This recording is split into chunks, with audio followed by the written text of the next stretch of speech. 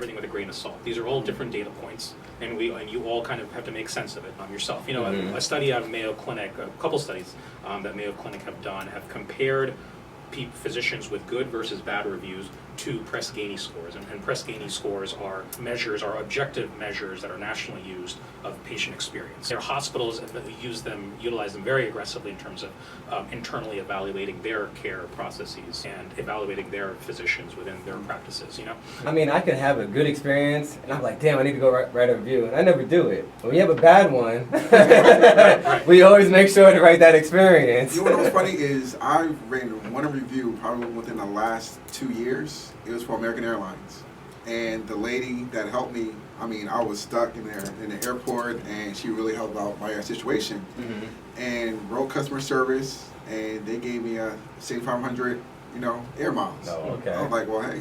Well, everyone, if you fly American, make sure you write a good review, right? So, patients not getting what they want, and they'll go and write a bad review on Google or Yelp. And the thing about it, I think we had a discussion before about how Google looks at different reviews, and I don't know how the analytics work, but depending on different reviews, a doctor can be bumped up, based on different score or analytics based on patients, writing reviews. But there are a number of outlets, other than Google or Yelp. There's My Neighborhood app.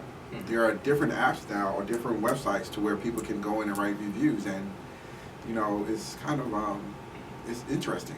But the major ones I see are Facebook. People are saying, hey, go like us on Facebook, leave a comment, Yelp, and Google, because everyone wants to, I'm not sure how the algorithm works, but everyone wants to be on the top of Google, right? Yeah. And then, just the thing, in 10 years from now, we're going to have something totally different than Google, and everyone's going to be trying to be on top of that. But again, it's getting better, Keith, not worse. Okay? Well, we kind of have this banter because, again, I'm the Gen X, he's the millennial. And he's older, I'm younger. So we can kind of share those stories. And, back in my day, when we wanted to get referred to a doctor, a dentist, or a medical professional, we would either talk to our neighbor or a friend, or we would inquire by the insurance company. They would give us a list of different doctors that accept, our insurance, and that's what we go through. That's who we are. How we would get our doctors. But now a lot of patients are using different search engines, and sometimes it can be good, it can be bad, but I'm still confused of how analytics work. But I do say what you said made a lot of sense, right? Back in your day, word of mouth was the most powerful, and it still is to this day, right? It's still following those reviews, because now let's say, Dr. Vira, you leave a comment on Yelp because you went to shop at Tracy's Bakery, and it was amazing, right? Okay. Now Keith, and Keith goes, and Keith had a bad experience.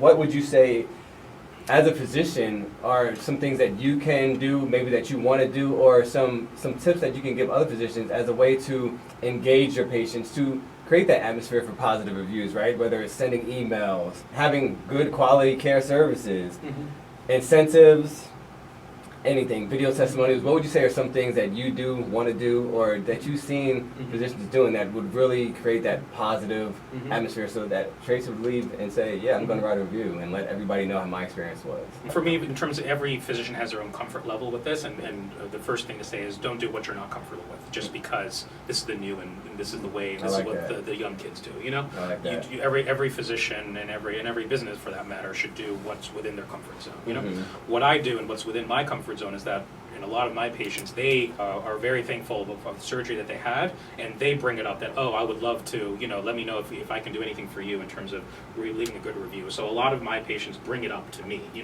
and so then in that case I engage with them like, hey, there's Yelp, I think I'm on Google, I'm on Yelp, and then I kind of direct them in that direction. But in my experience, it's all been patient driven.